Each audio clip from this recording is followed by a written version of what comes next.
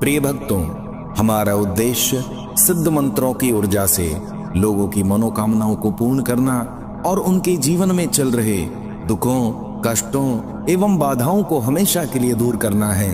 यदि आपके जीवन में या परिवार में बहुत दिनों से अशांति चल रही है, किसी न किसी परेशानी से घिरे रहते हैं, हर समय मन अशांत रहता है, नौकरी को लेकर या व्यापार को लेकर कोई समस्या आ रही है, किसी चीज का डर आपको सता रहा है या फिर जीवन से कष्ट और पीड़ा जाने का नाम नहीं ले रही है, तो समझ लीजिए निश्चित रूप से आपको अब घबराने की कोई आवश्यकता नहीं है, क्योंकि नारायण के अवतार भगवान नरसिंह आप पर अपनी विशेष कृपा बरसाने वाले हैं। आज हम आपको भगवान श्री विष्णु के उग्र एवं भयावह रूप भगवान नरसिंह मां का एक ऐसा महाघातक एवं चमत्कारी मंत्र सुनाने वाले हैं, जिसका यदि साधक 108 बार जाप करता है अथवा श्रवण कर लेता है तो उस साधक के सभी दुख और कष्ट पलक झपकते ही दूर हो जाती हैं। यदि आपको कोई परेशान करता है या आपका कोई शत्रु है या कोई ऐसा व्यक्ति जो आपके पीठ पीछे आपका बुरा चाहता है, यदि परिवार से सुख शांति चली गई है, तो आपको चिंता करने की अब कोई आवश्यकता नहीं है, क्योंकि आज आप सबसे सटीक स्थान पर आए हैं। भगवान नरसिंह को विष्णु जी का उग्र अवतार माना गया है, इसीलिए इस नरसिंह मंत्र का बहुत ज्यादा महत्व है। यह मंत्र एक ऐसा अविनाशी मंत्र है जिस मंत्र की ऊर्जा को नष्ट नहीं किया जा सकता और कोई भी इसे विफल नहीं कर सकता है। इसका प्रयोग किसी भी शत्रु एवं प्रतिद्वंदी को पूर्ण रूप से समाप्त करने के लिए, उस पर विजय प्राप्त करने के लिए किया जाता रहा है। साथ ही यह मंत्र सभी प्रकार की बुरी शक्तियों का काल है। इतना विश्वास अवश्य रखना, इस नरसिंह मंत्र को एक बार चला देने के पश्चात ही आपके जीवन से और परिवार से भय, शत्रु, धन समस्या, रुके हुए काम, कोर्ट कचहरी के मामले और सभी तरह की बाधाओं को पूरी तरह से खत्म कर देगा। परंतु इसके लिए आपको इस मंत्र को 108 बार जाप करके अपने लिए इसे जागृत करना होगा। एक बार यह मंत्र जागृत होने के बाद अपना काम करके ही शांत होगा। उससे पहले इस मंत्र की ऊर्जा शक्ति को निष्क्रिय करना असंभव है। यदि आप किसी भी कारण से इस मंत्र का 108 बार जाप नहीं कर पा रहे हैं, तो इसके लिए बहुत ही सरल उपाय है कि केवल आप इस मंत्र को अपने मोबाइल फोन पर 108 बार चला दें। फिर जो भी उद्देश्य के लिए आपने इस मंत्र को चलाया है वह काम शीघ्र ही पूरा हो जाएगा। जैसे भक्त प्रहलाद ने भी अपने सभी कष्टों के निवारण के लिए भगवान नरसिंह को पुकारा, उसी प्रकार आप भी हृदय से भगवान के इस मंत्र का श्रवण करें। तो चलिए अब इस मंत्र का श्रवण कर लेते हैं। ओम उग्राय उग्रवीराय उग्रविक्ताय उग्र वज्राय वज्रदेहिने रुद्राय रुद्रघोराय भद्राय भद्रकारिणे ओम जीं ह्रीं नरसिंहाय नमः स्वाहा। ओम उग्राय उग्रवीराय उग्रविक्ताय उग्र वज्राय वज्रदेहिने रुद्राय रुद्रघोराय भद्राय भद्रकारिणे ओम जीं ह्रीं नरसिंहाय नमः स्वाहा। ओम उग्राय उग्रवीराय उग्रविक्ताय उग्र वज्राय वज्रदेहिने रुद्राय रुद्रघोराय भद्राय भद्रकारिणे ओम जीं ह्रीं नरसिंहाय नमः स्वाहा। ओम उग्राय उग्रवीराय उग्रविक्ताय उग्र वज्राय वज्रदेहिने रुद्राय रुद्रघोराय भद्राय भद्रकारिणे ओम जीं ह्रीं नरसिंहाय नमः स्वाहा। ओम उग्राय उग्रवीराय उग्रविक्ताय उग्र वज्राय वज्रदेहिने रुद्राय रुद्रघोराय भद्राय भद्रकारिणे ओम जीं ह्रीं नरसिंहाय नमः स्वाहा। ओम उग्राय उग्रवीराय उग्रविक्ताय उग्र वज्राय वज्रदेहिने रुद्राय रुद्रघोराय भद्राय भद्रकारिणे ओम जीं ह्रीं नरसिंहाय नमः स्वाहा। ओम उग्राय उग्रवीराय उग्रविक्टाय उग्र वज्राय वज्रदेहिने रुद्राय रुद्रघोराय भद्राय भद्रकारिणे ओम जीं ह्रीं नरसिंहाय नमः स्वाहा। ओम उग्राय उग्रवीराय उग्रविक्टाय उग्र वज्राय वज्रदेहिने रुद्राय रुद्रघोराय भद्राय भद्रकारिणे ओम जीं ह्रीं नरसिंहाय नमः स्वाहा। ओम उग्राय उग्रवीराय उग्रविक्टाय उग्र वज्राय वज्रदेहिने रुद्राय रुद्रघोराय भद्राय भद्रकारिणे ओम जीं ह्रीं नरसिंहाय नमः स्वाहा। ओम उग्राय उग्रवीराय उग्रविक्टाय उग्र वज्राय वज्रदेहिने रुद्राय रुद्रघोराय भद्राय भद्रकारिणे ओम जीं ह्रीं नरसिंहाय नमः स्वाहा। ओम उग्राय उग्रवीराय उग्रविक्टाय उग्र वज्राय वज्रदेहिने रुद्राय रुद्रघोराय भद्राय भद्रकारिणे ओम जीं ह्रीं नरसिंहाय नमः स्वाहा। ओम उग्राय उग्रवीराय उग्रविक्टाय उग्र वज्राय वज्रदेहिने रुद्राय रुद्रघोराय भद्राय भद्रकारिणे ओम जीं ह्रीं नरसिंहाय नमः स्वाहा। ओम उग्राय उग्रवीराय उग्रविक्टाय उग्र वज्राय वज्रदेहिने रुद्राय रुद्रघोराय भद्राय भद्रकारिणे ओम जीं ह्रीं नरसिंहाय नमः स्वाहा। ओम उग्राय उग्रवीराय उग्रविक्टाय उग्र वज्राय वज्रदेहिने रुद्राय रुद्रघोराय भद्राय भद्रकारिणे ओम जीं ह्रीं नरसिंहाय नमः स्वाहा। ओम उग्राय उग्रवीराय उग्रविक्टाय उग्र वज्राय वज्रदेहिने रुद्राय रुद्रघोराय भद्राय भद्रकारिणे ओम जीं ह्रीं नरसिंहाय नमः स्वाहा। ओम उग्राय उग्रवीराय उग्रविक्टाय उग्र वज्राय वज्रदेहिने रुद्राय रुद्रघोराय भद्राय भद्रकारिणे ओम जीं ह्रीं नरसिंहाय नमः स्वाहा। ओम उग्राय उग्रवीराय उग्रविक्टाय उग्र वज्राय वज्रदेहिने रुद्राय रुद्रघोराय भद्राय भद्रकारिणे ओम जीं ह्रीं नरसिंहाय नमः स्वाहा।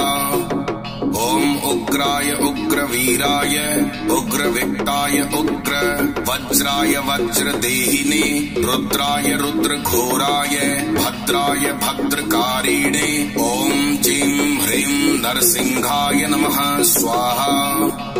ओम उग्राय उग्रवीराय उग्रविक्टाय उग्र वज्राय वज्रदेहिने रुद्राय रुद्रघोराय भद्राय भद्रकारिणे ओम जीं ह्रीं नरसिंहाय नमः स्वाहा। ओम उग्राय उग्रवीराय उग्रविक्टाय उग्र वज्राय वज्रदेहिने रुद्राय रुद्रघोराय भद्राय भद्रकारिणे ओम जीं ह्रीं नरसिंहाय नमः स्वाहा। ओम उग्राय उग्रवीराय उग्रविक्टाय उग्र वज्राय वज्रदेहिने रुद्राय रुद्रघोराय भद्राय भद्रकारिणे ओम जीं ह्रीं नरसिंहाय नमः स्वाहा। ओम उग्राय उग्रवीराय उग्रविक्टाय उग्र वज्राय वज्रदेहिने रुद्राय रुद्रघोराय भद्राय भद्रकारिणे ओम जीं ह्रीं नरसिंहाय नमः स्वाहा। ओम उग्राय उग्रवीराय उग्रविक्टाय उग्र वज्राय वज्रदेहिने रुद्राय रुद्रघोराय भद्राय भद्रकारिणे ओम जीं ह्रीं नरसिंहाय नमः स्वाहा। ॐ उग्राय उग्रवीराय उग्रविक्टाय उग्र वज्राय वज्रदेहिने रुद्राय रुद्रघोराय भद्राय भद्रकारिणे ॐ जीं ह्रीं नरसिंहाय नमः स्वाहा। ॐ उग्राय उग्रवीराय उग्रविक्टाय उग्र वज्राय वज्रदेहिने रुद्राय रुद्रघोराय भद्राय भद्रकारिणे ॐ जीं ह्रीं नरसिंहाय नमः स्वाहा। ॐ उग्राय उग्रवीराय उग्रविक्टाय उग्र वज्राय वज्रदेहिने रुद्राय रुद्रघोराय भद्राय भद्रकारिणे ॐ जीं ह्रीं नरसिंहाय नमः स्वाहा। ॐ उग्राय उग्रवीराय उग्रविक्टाय उग्र वज्राय वज्रदेहिने रुद्राय रुद्रघोराय भद्राय भद्रकारिणे ॐ जीं ह्रीं नरसिंहाय नमः स्वाहा। ॐ उग्राय उग्रवीराय उग्रविक्टाय उग्र वज्राय वज्रदेहिने रुद्राय रुद्रघोराय भद्राय भद्रकारिणे ॐ जीं ह्रीं नरसिंहाय नमः स्वाहा। ॐ उग्राय उग्रवीराय उग्रविक्टाय उग्र वज्राय वज्रदेहिने रुद्राय रुद्रघोराय भद्राय भद्रकारिणे ॐ जीं ह्रीं नरसिंहाय नमः स्वाहा। ॐ उग्राय उग्रवीराय उग्रविक्टाय उग्र वज्राय वज्रदेहिने रुद्राय रुद्रघोराय भद्राय भद्रकारिणे ॐ जीं ह्रीं नरसिंहाय नमः स्वाहा। ॐ उग्राय उग्रवीराय उग्रविक्टाय उग्र वज्राय वज्रदेहिने रुद्राय रुद्रघोराय भद्राय भद्रकारिणे ॐ जीं ह्रीं नरसिंहाय नमः स्वाहा। ॐ उग्राय उग्रवीराय उग्रविक्टाय उग्र वज्राय वज्रदेहिने रुद्राय रुद्रघोराय भद्राय भद्रकारिणे ॐ जीं ह्रीं नरसिंहाय नमः स्वाहा। ॐ उग्राय उग्रवीराय उग्रविक्टाय उग्र वज्राय वज्रदेहिने रुद्राय रुद्रघोराय भद्राय भद्रकारिणे ॐ जीं ह्रीं नरसिंहाय नमः स्वाहा। ॐ उग्राय उग्रवीराय उग्रविक्टाय उग्र वज्राय वज्रदेहिने रुद्राय रुद्रघोराय भद्राय भद्रकारिणे ॐ जीं ह्रीं नरसिंहाय नमः स्वाहा। ॐ उग्राय उग्रवीराय उग्रविक्टाय उग्र वज्राय वज्रदेहिने रुद्राय रुद्रघोराय भद्राय भद्रकारिणे ॐ जीं ह्रीं नरसिंहाय नमः स्वाहा। ॐ उग्राय उग्रवीराय उग्रविक्टाय उग्र वज्राय वज्रदेहिने रुद्राय रुद्रघोराय भद्राय भद्रकारिणे ॐ जीं ह्रीं नरसिंहाय नमः स्वाहा। ॐ उग्राय उग्रवीराय उग्रविक्टाय उग्र वज्राय वज्रदेहिने रुद्राय रुद्रघोराय भद्राय भद्रकारिणे ॐ जीं ह्रीं नरसिंहाय नमः स्वाहा। ॐ उग्राय उग्रवीराय उग्रविक्टाय उग्र वज्राय वज्रदेहिने रुद्राय रुद्रघोराय भद्राय भद्रकारिणे ॐ जीं ह्रीं नरसिंहाय नमः स्वाहा। ॐ उग्राय उग्रवीराय उग्रविक्टाय उग्र वज्राय वज्रदेहिने रुद्राय रुद्रघोराय भद्राय भद्रकारिणे ॐ जीं ह्रीं नरसिंहाय नमः स्वाहा। ओम उग्राय उग्रवीराय उग्रविक्टाय उग्र वज्राय वज्रदेहिने रुद्राय रुद्रघोराय भद्राय भद्रकारिणे ओम जीं ह्रीं नरसिंहाय नमः स्वाहा। ओम उग्राय उग्रवीराय उग्रविक्टाय उग्र वज्राय वज्रदेहिने रुद्राय रुद्रघोराय भद्राय भद्रकारिणे ओम जीं ह्रीं नरसिंहाय नमः स्वाहा। ओम उग्राय उग्रवीराय उग्रविक्टाय उग्र वज्राय वज्रदेहिने रुद्राय रुद्रघोराय भद्राय भद्रकारिणे ओम जीं ह्रीं नरसिंहाय नमः स्वाहा। ओम उग्राय उग्रवीराय उग्रविक्टाय उग्र वज्राय वज्रदेहिने रुद्राय रुद्रघोराय भद्राय भद्रकारिणे ओम जीं ह्रीं नरसिंहाय नमः स्वाहा। ओम उग्राय उग्रवीराय उग्रविक्टाय उग्र वज्राय वज्रदेहिने रुद्राय रुद्रघोराय भद्राय भद्रकारिणे ओम जीं ह्रीं नरसिंहाय नमः स्वाहा। ओम उग्राय उग्रवीराय उग्रविक्टाय उग्र वज्राय वज्रदेहिने रुद्राय रुद्रघोराय भद्राय भद्रकारिणे ओम जीं ह्रीं नरसिंहाय नमः स्वाहा। ओम उग्राय उग्रवीराय उग्रविक्टाय उग्र वज्राय वज्रदेहिने रुद्राय रुद्रघोराय भद्राय भद्रकारिणे ओम जीं ह्रीं नरसिंहाय नमः स्वाहा। ओम उग्राय उग्रवीराय उग्रविक्टाय उग्र वज्राय वज्रदेहिने रुद्राय रुद्रघोराय भद्राय भद्रकारिणे ओम जीं ह्रीं नरसिंहाय नमः स्वाहा। ओम उग्राय उग्रवीराय उग्रविक्टाय उग्र वज्राय वज्रदेहिने रुद्राय रुद्रघोराय भद्राय भद्रकारिणे ओम जीं ह्रीं नरसिंहाय नमः स्वाहा।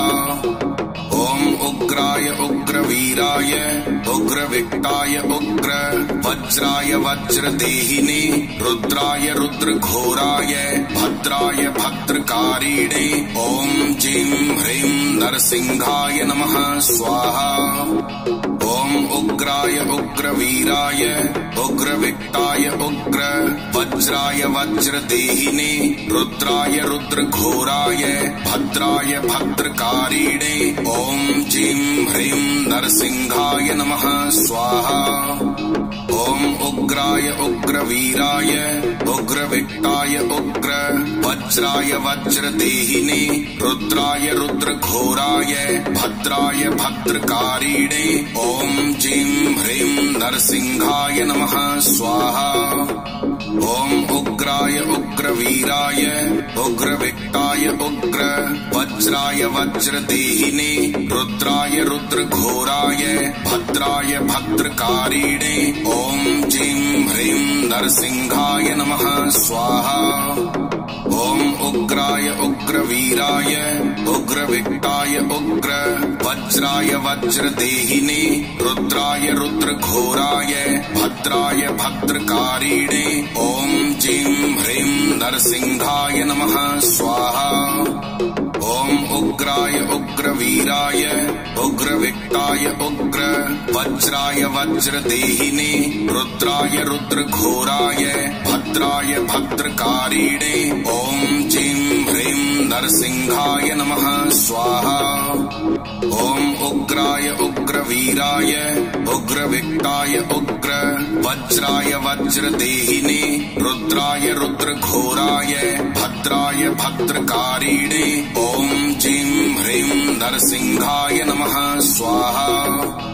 ओम उग्राय उग्रवीराय उग्रविक्टाय उग्र वज्राय वज्रदेहिने रुद्राय रुद्रघोराय भद्राय भद्रकारिणे ओम जीं ह्रीं नरसिंहाय नमः स्वाहा। ओम उग्राय उग्रवीराय उग्रविक्ताय उग्र वज्राय वज्रदेहिने रुद्राय रुद्रघोराय भद्राय भद्रकारिणे ओम जीं ह्रीं नरसिंहाय नमः स्वाहा। ओम उग्राय उग्रवीराय उग्रविक्ताय उग्र वज्राय वज्रदेहिने रुद्राय रुद्रघोराय भद्राय भद्रकारिणे ओम जीं ह्रीं नरसिंहाय नमः स्वाहा। ओम उग्राय उग्रवीराय उग्रविक्ताय उग्र वज्राय वज्रदेहिने रुद्राय रुद्रघोराय भद्राय भद्रकारिणे ओम जीं ह्रीं नरसिंहाय नमः स्वाहा। ओम उग्राय उग्रवीराय उग्रविक्ताय उग्र वज्राय वज्रदेहिने रुद्राय रुद्रघोराय भद्राय भद्रकारिणे ओम जीं ह्रीं नरसिंहाय नमः स्वाहा। ओम उग्राय उग्रवीराय उग्रविक्ताय उग्र वज्राय वज्रदेहिने रुद्राय रुद्रघोराय भद्राय भद्रकारिणे ओम जीं ह्रीं नरसिंहाय नमः स्वाहा।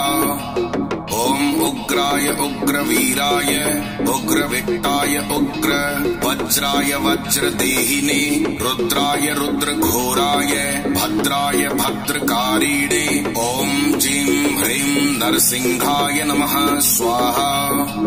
ओम उग्राय उग्रवीराय उग्रविक्ताय उग्र वज्राय वज्रदेहिने रुद्राय रुद्रघोराय भद्राय भद्रकारिणे ओम जीं ह्रीं नरसिंहाय नमः स्वाहा।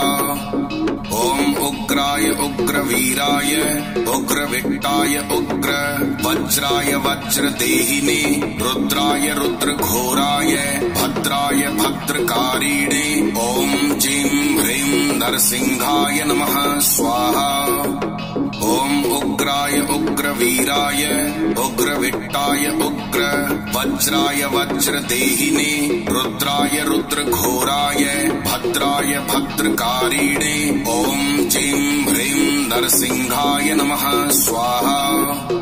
ओम उग्राय उग्रवीराय उग्रविक्ताय उग्र वज्राय वज्रदेहिने रुद्राय रुद्रघोराय भद्राय भद्रकारिणे ओम जीं ह्रीं नरसिंहाय नमः स्वाहा। ओम उग्राय उग्रवीराय उग्रविक्ताय उग्र वज्राय वज्रदेहिने रुद्राय रुद्रघोराय भद्राय भद्रकारिणे ओम जीं ह्रीं नरसिंहाय नमः स्वाहा। ओम उग्राय उग्रवीराय उग्रविक्ताय उग्र वज्राय वज्रदेहिने रुद्राय रुद्रघोराय भद्राय भद्रकारिणे ओम जीं ह्रीं नरसिंहाय नमः स्वाहा। ओम उग्राय उग्रवीराय उग्रविक्ताय उग्र वज्राय वज्रदेहिने रुद्राय रुद्रघोराय भद्राय भद्रकारिणे ओम जीं ह्रीं नरसिंहाय नमः स्वाहा।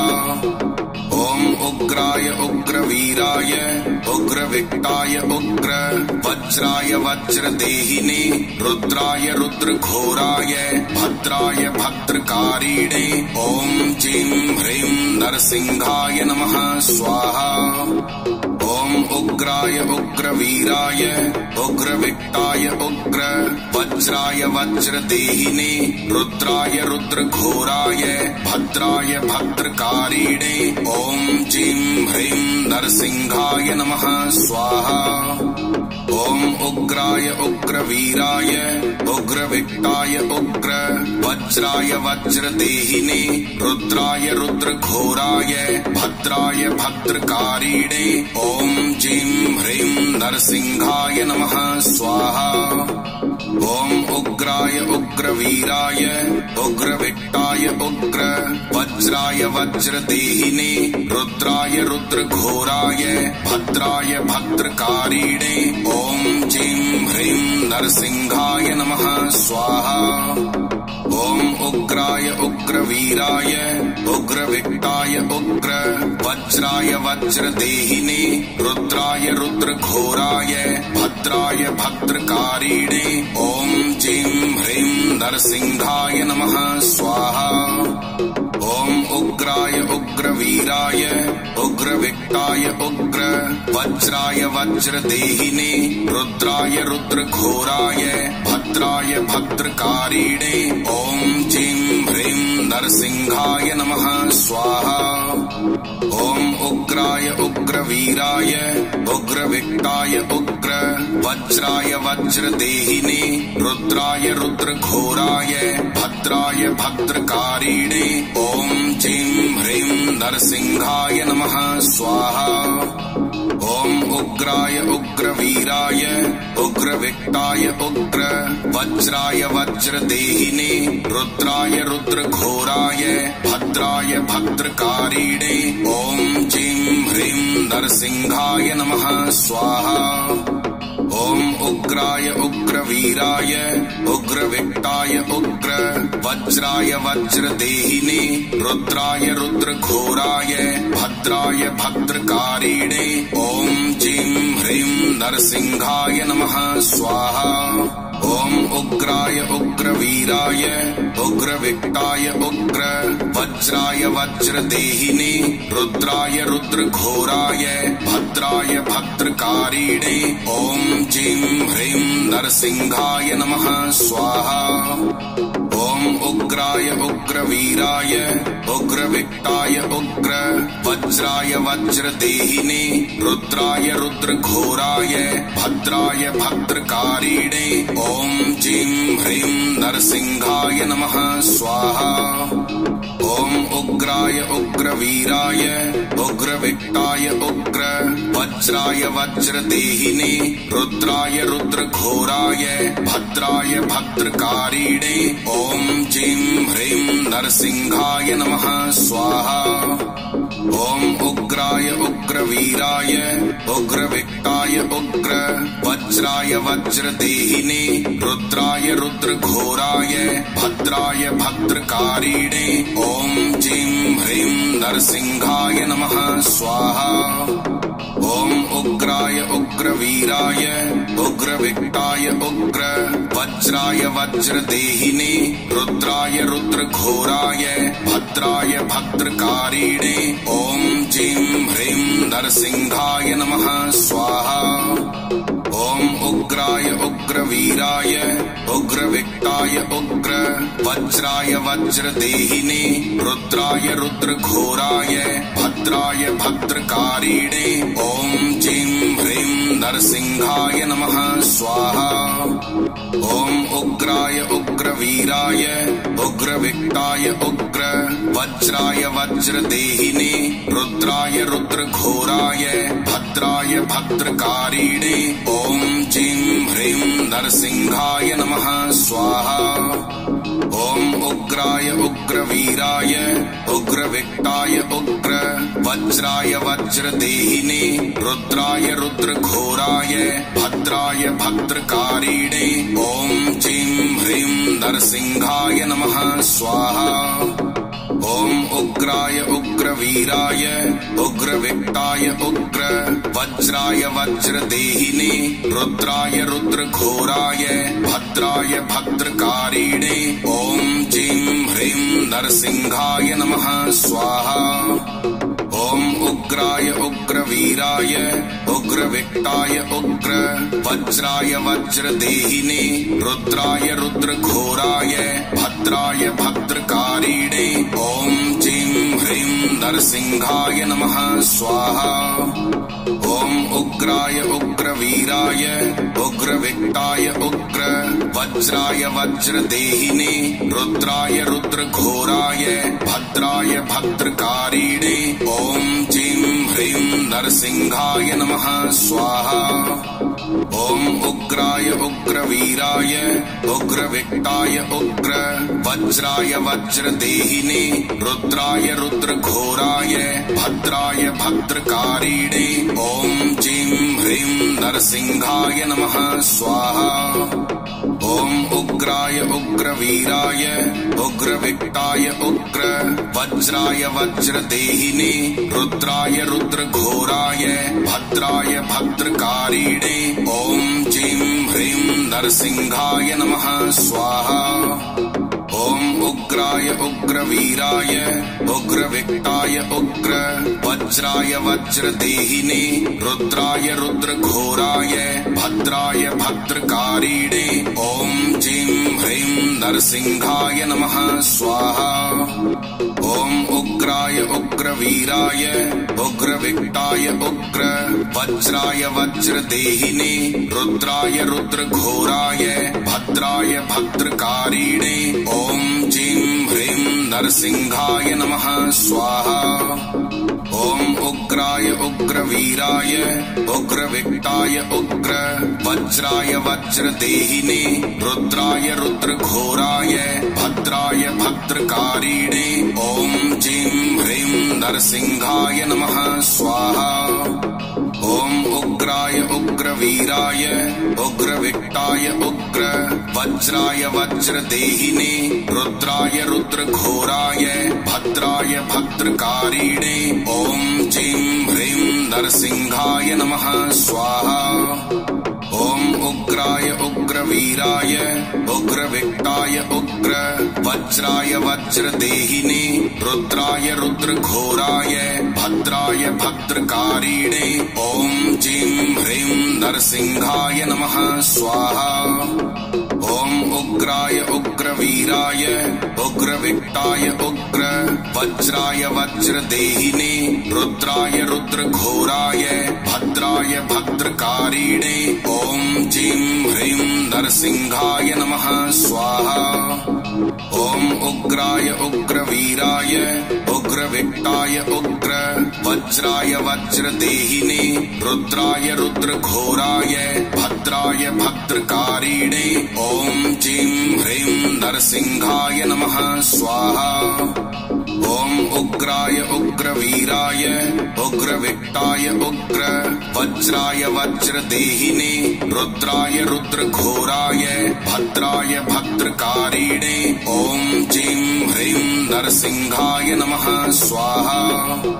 ओम उग्राय उग्रवीराय उग्रविक्टाय उग्र वज्राय वज्रदेहिने रुद्राय रुद्रघोराय भद्राय भद्रकारिणे ओम जीं ह्रीं नरसिंहाय नमः स्वाहा। ओम उग्राय उग्रवीराय उग्रविक्टाय उग्र वज्राय वज्रदेहिने रुद्राय रुद्रघोराय भद्राय भद्रकारिणे ओम जीं ह्रीं नरसिंहाय नमः स्वाहा। ओम उग्राय उग्रवीराय उग्रविक्टाय उग्र वज्राय वज्रदेहिने रुद्राय रुद्रघोराय भद्राय भद्रकारिणे ओम जीं ह्रीं नरसिंहाय नमः स्वाहा। ओम उग्राय उग्रवीराय उग्रविक्टाय उग्र वज्राय वज्रदेहिने रुद्राय रुद्रघोराय भद्राय भद्रकारिणे ओम जीं ह्रीं नरसिंहाय नमः स्वाहा।